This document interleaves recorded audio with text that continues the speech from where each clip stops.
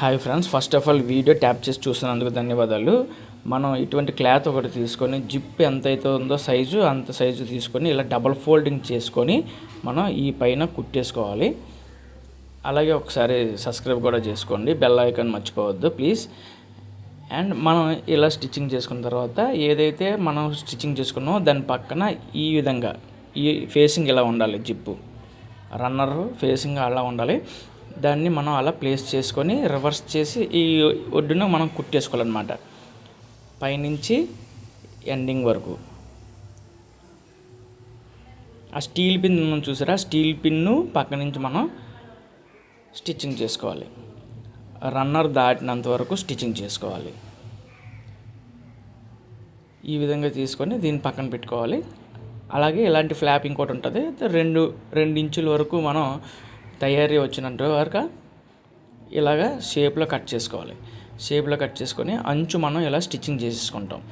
దీన్ని మనం వేరే క్లాత్ పెట్టి కూడా మేకప్ చేయొచ్చు. ఆ వీడియో నేను మీకు షార్ట్ వీడియోస్లో పెట్టాను, చూడండి. ఈ విధంగా మనం స్టిచ్చింగ్ చేసుకుంటాం. ఏదైతే మనకి లెఫ్ట్ లెగ్ ఏదైతే ఉందో ఈ కరువు నుంచి స్ట్రైట్ లైన్, కరువు దాటిన దగ్గర నుంచి స్ట్రైట్ లైన్ ఎంతవరకు ఉందో అంతవరకు మనం స్టిచ్చింగ్ చేసుకుంటాం. లెఫ్ట్ లెగ్ అన్నమాట ఇది.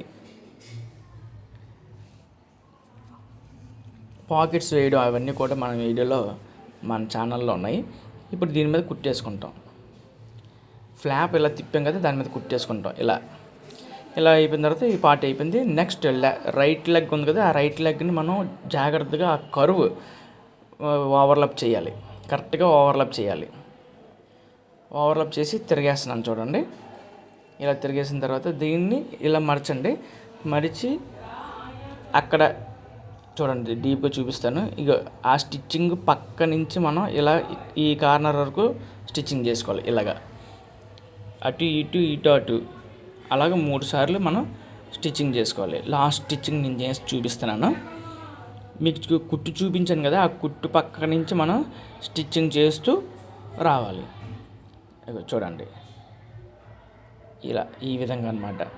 అయిపోయిన తర్వాత డీప్గా చూపిస్తున్నాను. అనుకోండి, ఏదైతే కుట్టేసామో ఆ కుట్టు పక్క నుంచి అర్ధ చంద్రాగలంలో మనం వేసుకుంటాం. ఇప్పుడు ఈ ఫ్లాప్ ఉంది కదా, ఈ ఫ్లాప్ని అలా ఫోల్డింగ్ చేసుకొని జిప్ ఏదైతే ఉందో దాన్ని ఈ స్టీల్ పిన్ కిందన దీనికి సమానంగా మనం ఫస్ట్ ఫ్లాప్ వేసాం కదా, దానికి సమానంగా పెట్టుకొని అరేంజ్ చేసుకొని అక్కడి నుంచి ఇక్కడ వరకు కుట్టేసుకోవాలి. ఇవ్వండి, ఈ విధంగా కుట్టేసుకున్న తర్వాత రెండు కలపండి, మళ్ళీ తిరగేయండి. మళ్ళీ తిరిగేసిన తర్వాత ఏదైతే జిప్ ఉందో జిప్పుకి ఈ ఫ్లాప్కి మనం స్టిచ్చింగ్ చేసుకోవాలి. కలిపేసి ఇలా పెట్టాలి. చూసుకోండి, కింద చూసుకోండి. లెఫ్ట్ సైడ్కి వెళ్ళిపోకూడదు, జిప్పు రైట్ సైడ్కే రావాలి. ఫస్ట్ ఫ్లాప్ ఏముందో ఆ ఫ్లాప్ మీదకే రావాలి.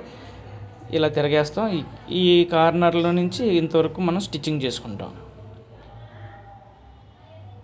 ఈ విధంగా స్టిచ్చింగ్ చేస్తే జిప్ రెడీ అయిపోయింది. ఈ వీడియో ఇంతవరకు చూసినందుకు అందరికీ ధన్యవాదాలు. Thank you. Like, share and subscribe.